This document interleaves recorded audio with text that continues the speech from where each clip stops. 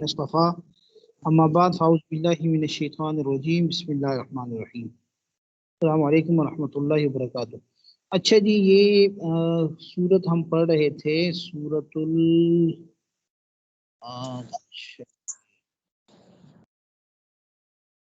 الممتحنہ، ٹھیک ہے جی، اور سورت الممتحنہ کی آیتیں ہو گئی تھیں، اللہ آپ کو بھلا کرے۔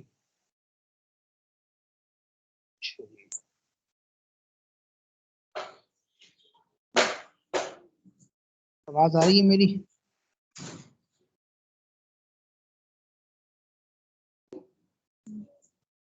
پانچ آیتیں ہو گئی تھی میرے خیال میں، آیت نمبر 6 سے پڑھنا ہے۔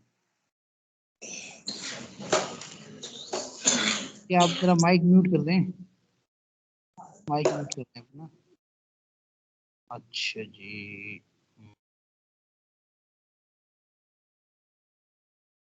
آیت نمبر 5 ہو گئی تھی اور آیت نمبر 6 بھی ہو گئی تھی، ٹھیک ہے ٹھیک ہے، لا ینہاکم، ٹھیک ہے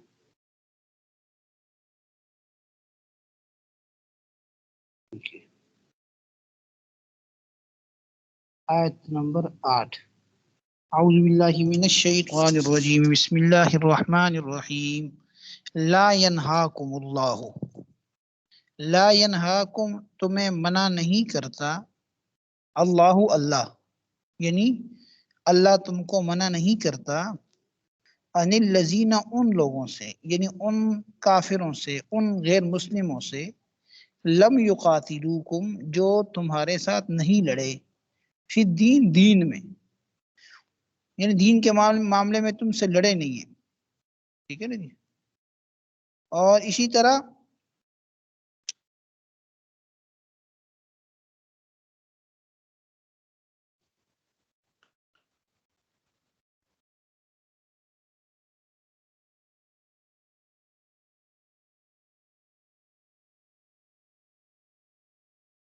وَلَمْ يُخْرِجُوكُمْ اور نہیں نکالا، من دیارکم تمہارے گھروں سے، یعنی جو تمہیں مکہ سے نکال دیا تھا نا جی، اور تمہارے خلاف لڑے بھی ہیں، ایسے بھی کچھ غیر مسلم ہیں جو تمہارے ساتھ لڑے بھی نہیں،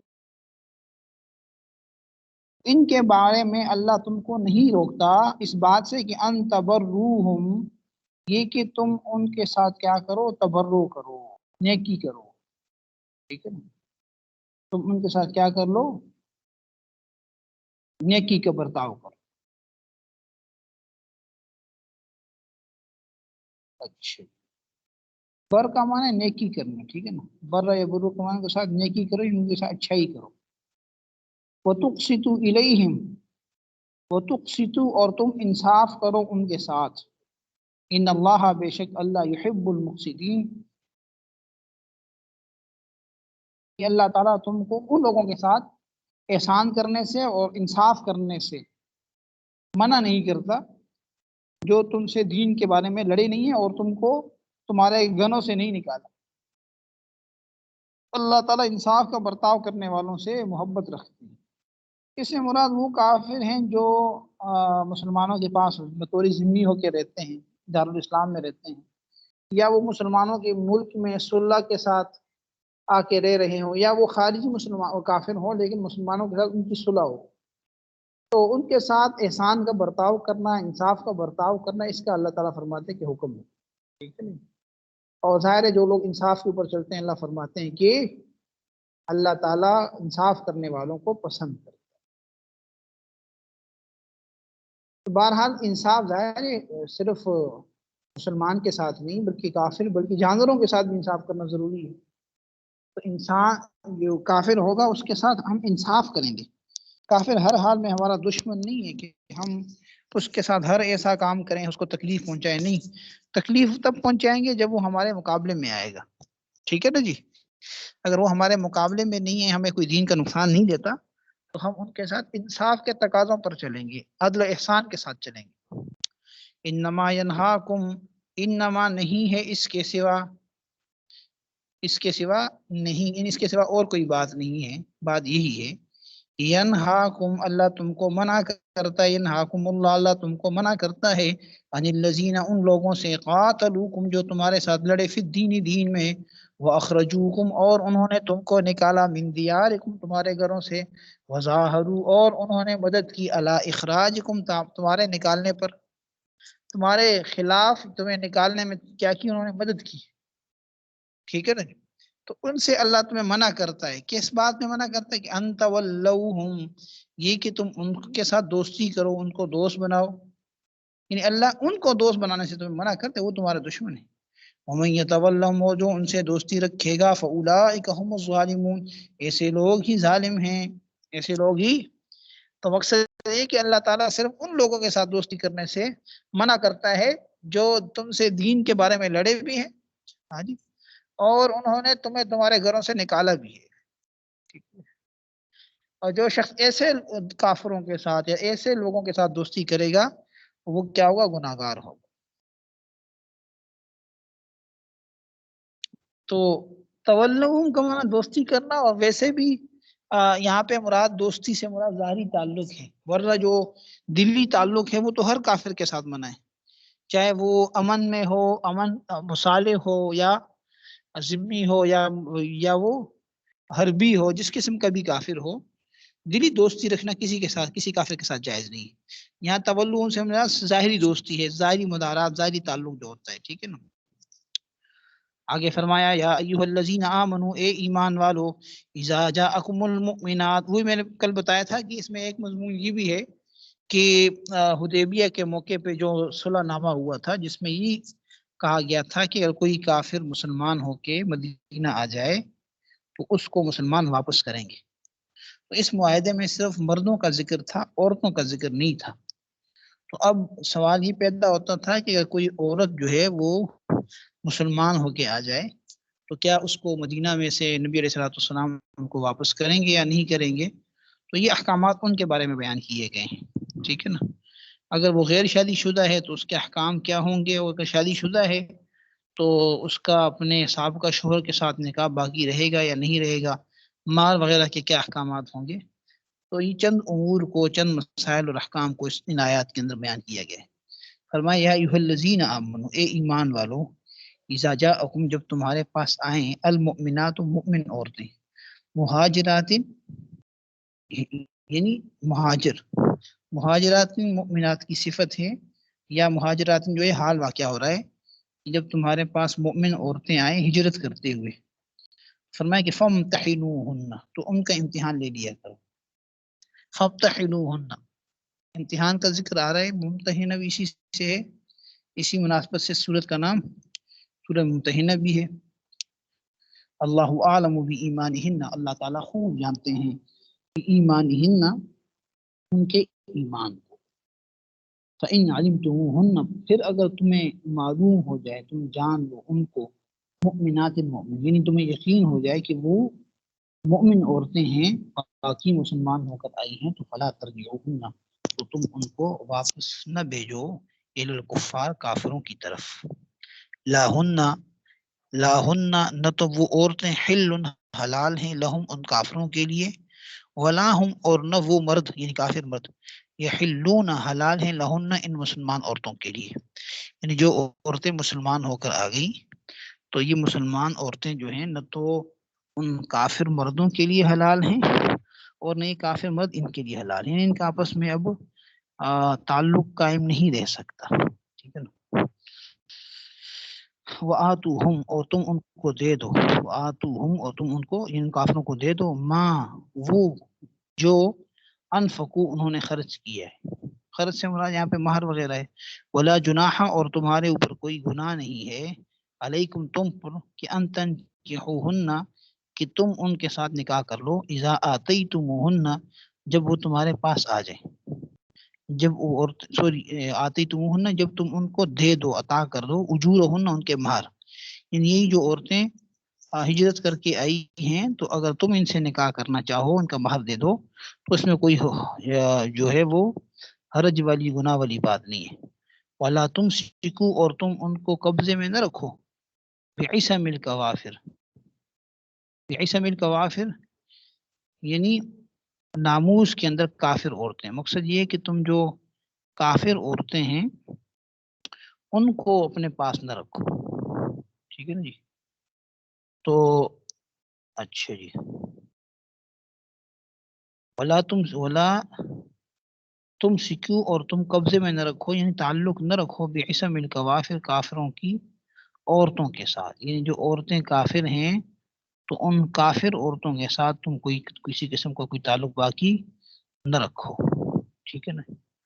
مقصد یہ ہے کہ جو تمہاری بیویاں دارالحرم میں کفر کی حالت میں رہ گئی ہیں ان کا تم سے نکاح ختم ہو گیا، یعنی جو تمہاری پہلی بیویاں تھیں مہاجرین کی خاص طور پر، اور وہ اسلام نہیں لائی تھیں اور یہ مہاجرین ہجرت کر کے مدینہ آ گئے، تو فرمایا کہ اب تم ان عورتوں کے ساتھ تعلق نہ رکھو کیونکہ وہ غیر مسلم ہیں، کافر ہیں وہ، ٹھیک ہے نا؟ تو نکاح والا بندھن، نکاح والا تعلق اب باقی نہ رکھو۔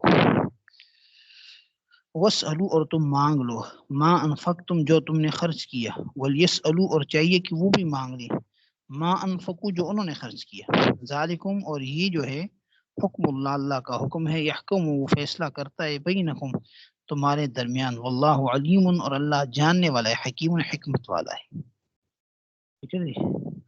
تو اس آیت کا مفہوم کیا ہے؟ اس آیت میں یہ بیان کیا گیا ہے کہ اے ایمان والو، جب تمہارے پاس مسلمان عورتیں دارالکفر سے یا دارالحرب سے ہجرت کر کے آ جائیں تو تم ان کے بارے میں جانچ پڑتال کر لو، ان کا امتحان لے لیا کرو کہ وہ مومن بھی ہوئی ہیں یا نہیں ہوئی، کیونکہ اللہ تعالیٰ ہی ان کی ایمان کو بہتر جانتا ہے۔ بس پھر جب تم ان کا امتحان کر لو اور تم یہ سمجھو کہ وہ مسلمان ہیں تو پھر ان عورتوں کو کافروں کی جانب واپس مت بھیجو، کیونکہ نہ تو یہ عورتیں ان کافروں کے لیے حلال ہیں اور نہ وہ کافر ان عورتوں مسلمان عورتوں کے لیے حلال ہیں، اور ان کافر لوگوں نے جو کچھ ان عورتوں پہ خرچ کیا ہوگا وہ ان کو دے دو، اور تم کو ان عورتوں سے نکاح کرنے میں بھی کوئی گناہ نہیں ہے، ٹھیک ہے نا؟ جب تم ان کو ان کا حق مہر دے دو، ٹھیک ہے نا؟ اور اسی طرح آگے فرمایا کہ مسلمانوں تم کافر عورتوں کے ساتھ تعلقات باقی مت رکھو، یعنی تعلقات باقی رکھنے سے مراد یہ ہے کہ وہ جو عورتیں پہلے تمہارے نکاح میں تھیں اور اب وہ دارالحرب میں رہ گئی ہیں تو اب تمہارا ان سے کوئی کسی قسم کا تعلق باقی نہیں رہنا چاہیے، اور جو کچھ تم نے خرچ کیا ہو وہ ان کافروں سے مانگ لو، اور جو ان کافروں نے خرچ کیا ہوگا وہ تم سے مانگ لیں، اور یہ اللہ کا حکم ہے، اس کی اتباع کرو، وہ تمہارے درمیان فیصلہ کرنے والا ہے، اللہ بڑا حکمت والا ہے، ٹھیک ہے نا جی؟ تو یہ ان آیات کا جو ہے وہ معنی تھا۔ تو اس آیت میں ایک تو یہ بتا دیا کہ جب کوئی مسلمان عورت کسی بھی غیر مسلم کے نکاح میں جو ہے وہ نہیں رہ سکتی، تو اس آیت سے یہ مفہوم معلوم ہوتا ہے کہ جب کوئی عورت مسلمان ہو جائے تو مسلمان ہوتے ہوئے اور اس کے شوہر کے کافر ہوتے ہوئے ان دونوں کا آپس میں نکاح باقی نہیں رہے گا، ابتداءً بھی جائز نہیں ہے کہ کوئی مسلمان عورت کسی کافر مرد کے ساتھ نکاح کرے، ٹھیک ہے نا جی؟ کسی بھی کافر مرد کے ساتھ مسلمان عورت کے لیے نکاح کرنا حلال اور درست نہیں، ٹھیک ہے نا جی؟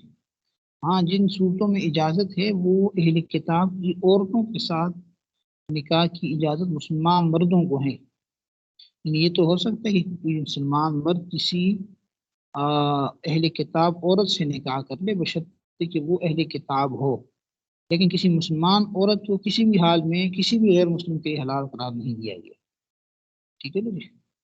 تو یہ جو اہل کتاب کے ساتھ نکاح ہے وہ یک طرفہ ہے، یعنی مرد مسلمان ہو اور عورت اہل کتاب ہو، اس کا برعکس جائز نہیں ہے، درست نہیں ہے، یعنی اگر مسلمان عورت ہے تو اس کا کسی اہل کتاب مرد سے نکاح جائز نہیں، ٹھیک ہے؟ بہت سارے لوگوں کو اس میں غلط فہمی ہوتی ہے، اس کو اچھی طرح سمجھ لیں، ٹھیک ہے؟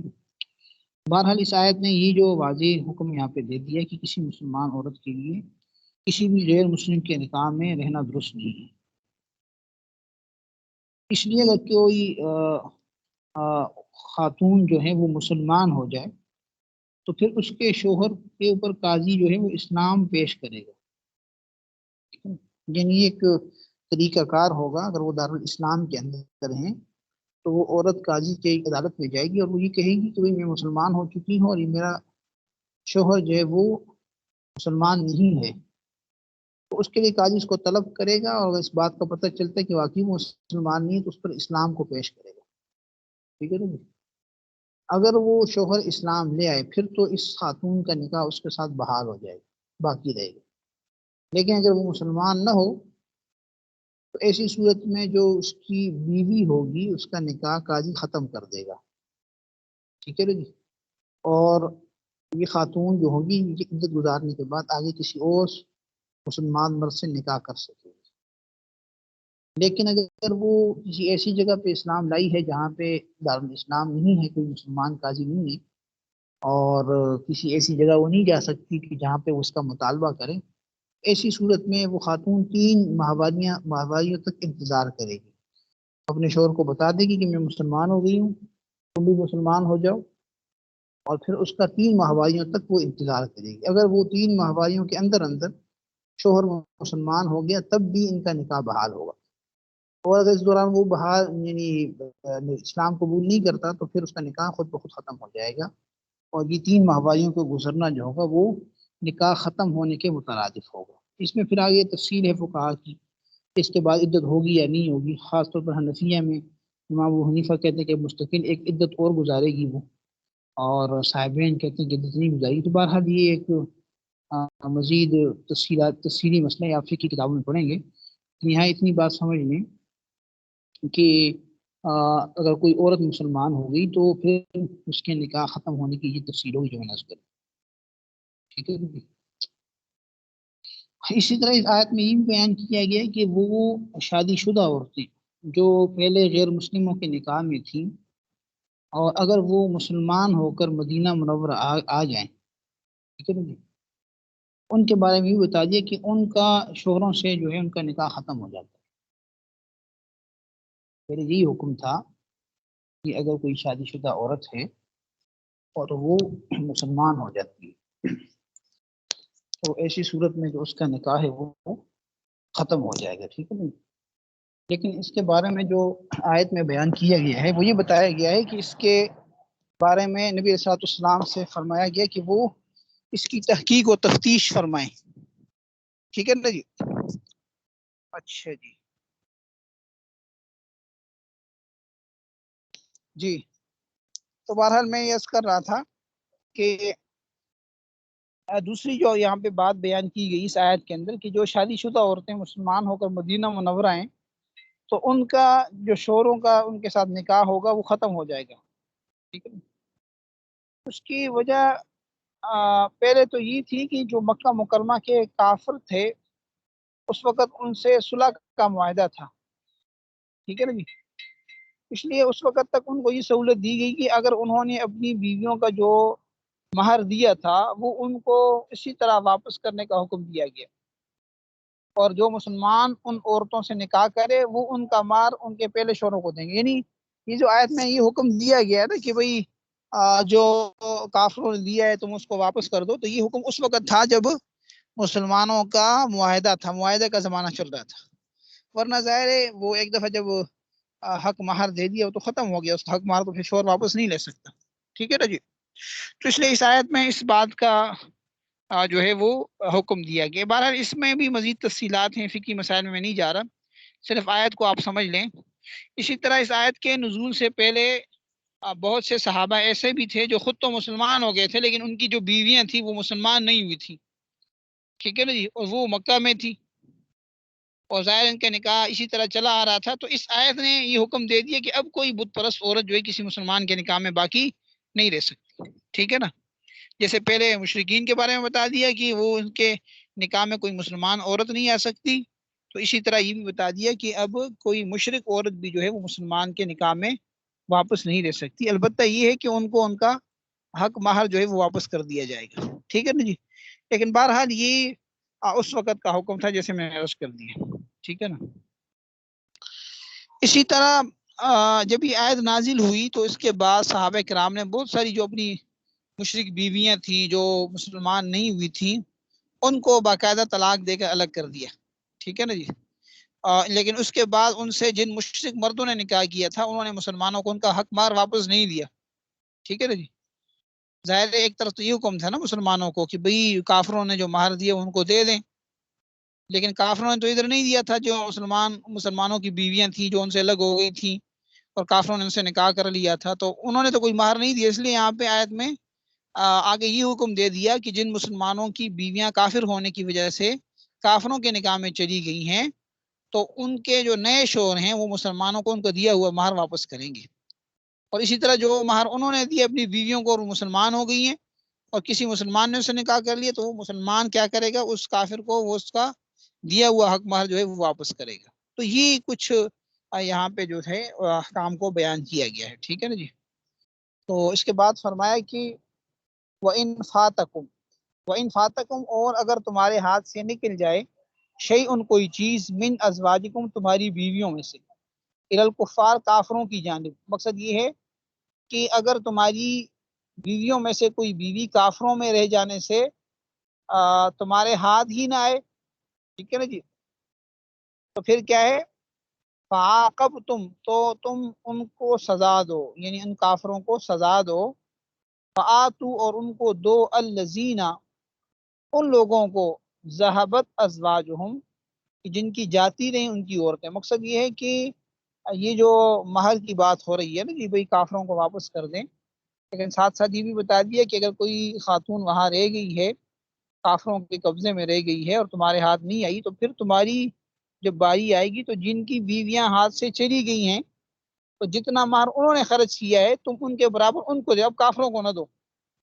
ٹھیک ہے نا جی. اب کافروں کو مثلا اگر وہاں کوئی کافر تھا، اس نے کسی مسلم یعنی جو اس مسلمان کی پہلے کافر بیوی تھی وہ رہ گئی ہے اور اس نے اس کے ساتھ نکاح کر لیا، وہ نہیں دے رہا کچھ، تو اب اس کے بدلے میں ادھر جو مسلمان نکاح کرے گا وہ بجائے اس کے کہ اس کو حق مار دے دے تو اس دوسرے مسلمان کو دے دے گا جس کا حق مار ان کے پاس جو ہے وہ رہ گیا، اس کو واپس نہیں کر رہے.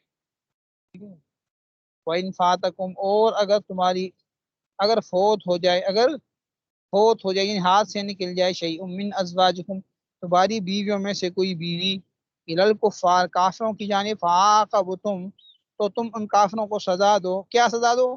فآتوا الذین ذہبت ازواجہم تو تم دے دو ان لوگوں کو جن کی بیویاں چلی گئی ہیں.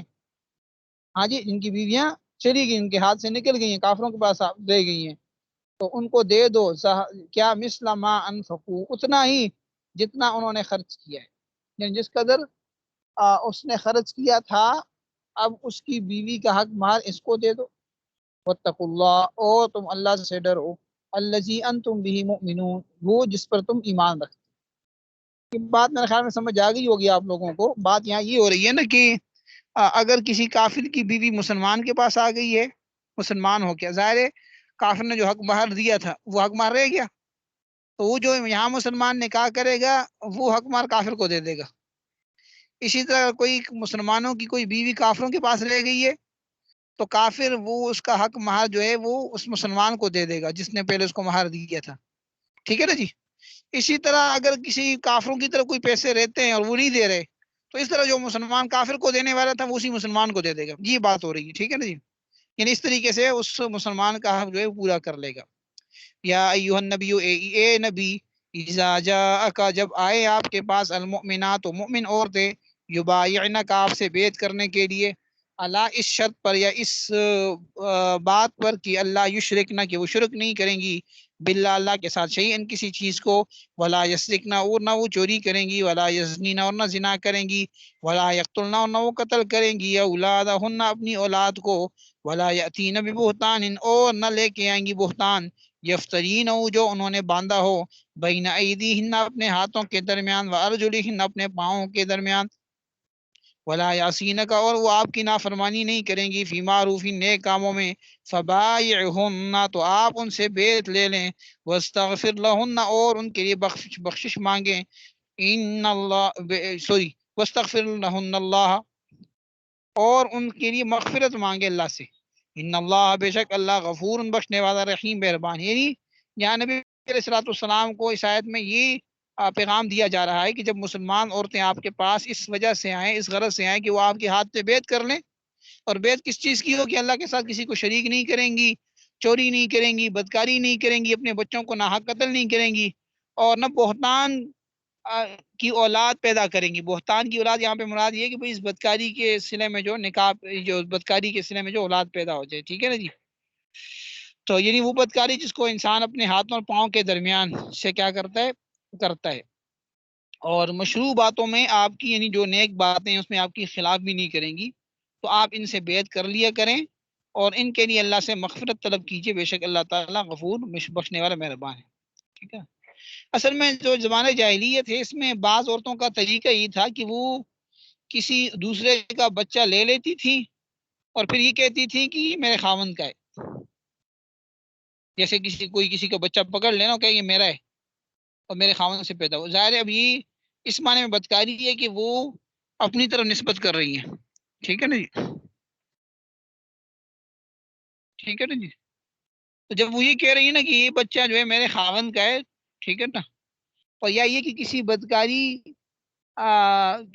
اس نے کسی سے بدکاری کی ہے اور اس کا نطفہ حرام کو اپنے خاوند کا بتلا دیا. ٹھیک ہے. تو اس میں ایک طرح سے کیا ہے، زنا کا جو ہے وہ الحاق ہے کہ بھئی بچے کو کیا کر دیا جائے، کسی غیر کی طرف منسوب کر دیا جائے. اس پہ حدیث پہ بڑی وعید بھی آئی ہے. تو مقصد یہ کہ اس قسم کا جو ہے وہ دعویٰ نہ کرے، وہ اس قسم کا بہتان نہ لگائیں. یہ بہتان مراد ہے. ٹھیک ہے نا جی. تو بہرحال یہ کچھ چیزیں تھی. ظاہر ہے نبی علیہ الصلوۃ والسلام سے جب مشرکوں کی بیعت ہوتی تھی تو وہ شرکیہ تمام امور کو چھوڑنے پہ ہوتی تھی اور اللہ تعالیٰ کی توحید پہ ہوتی تھی. تو یہاں پہ چند بڑی بڑی موٹی موٹی چیزوں کو بیان کیا گیا ہے.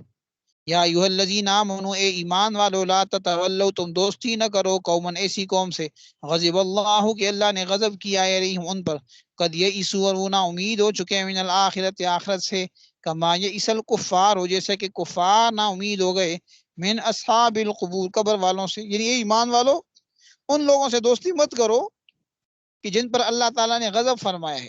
غضب اللہ نے کس پر فرمایا ہے؟ یہ یہودیوں پر. یعنی یہودیوں کی طرح مت ہونا. ٹھیک ہے نا جی. کہ وہ آخرت کے خیر و ثواب سے ایسے ہی نا امید ہو گئے جیسے کافر قبروں میں مدفونوں سے نا امید ہو گئے ہیں. یعنی جو کافر مر جاتا ہے اس وجہ سے کہ اس کو آخرت کا معائنہ ہو جاتا ہے، حقیقی امر پر یقین ہو جاتا ہے کہ اب اس کی بخشش نہیں ہوگی. ٹھیک ہے نا جی. تو اسی طرح یعنی اس قسم کی جو نا امیدی ہوتی ہے. ٹھیک ہے نا جی. اچھا جی. من اصحاب القبور، ٹھیک ہے. من اصحاب القبور یہاں سے مراد یہ من بیانیہ ہے. مقصد یہ کہ جیسے قبر میں پہنچنے کے بعد ایک کافر ساری باتیں دیکھ لیتا ہے، آخرت کے امور دیکھ لیتا ہے، تو اب وہ نا امید ہو جاتا ہے کہ اب تو میرے لیے کوئی بچنے کا راستہ نہیں ہے. تو ان لوگوں کی طرح مت ہونا. ٹھیک ہے نا جی. ان لوگوں کے ساتھ دوستی بھی نہ کرنا. ٹھیک ہے نا جی. کیونکہ ایسے لوگ ہیں کہ جو بالکل نا امید ہیں، اللہ تعالیٰ سے نا امید ہو چکے ہیں. ٹھیک ہے. تو تم تو مسلمان ہو، امید رکھنے والے ہو، تو تم اللہ کے اوپر یقین رکھو، یہودیوں کی طرح بھی مت بنو. ٹھیک ہے نا جی. کیونکہ وہ ایسے آخرت سے ایسے نا امید ہیں، آخرت کے بارے میں ان کا ایسا یقین نہیں ہے جیسے قبر میں پہنچ جانے والے کافر کو نا امیدی ہوتی اپنی بخشش و مغفرت کی. ٹھیک ہے جی. صدق اللہ مولانا العظیم. جی کوئی سوال ہے تو کر لیں. کتنے لوگ ہیں آپ؟ تو میرے خیال میں آج ایک ہی بندہ ہے. اچھا دو ہے، تین ہے، تین. ٹھیک ہے جی. آواز صحیح آ رہی ہے میری؟ آواز آ رہی ہے یا نہیں آ رہی؟ جی آ رہی ہے استاد جی. کچھ بولتے نہیں آپ لوگ، ناراض تو نہیں ہیں؟ ہاں جی. نہیں استاد جی ناراض کیوں؟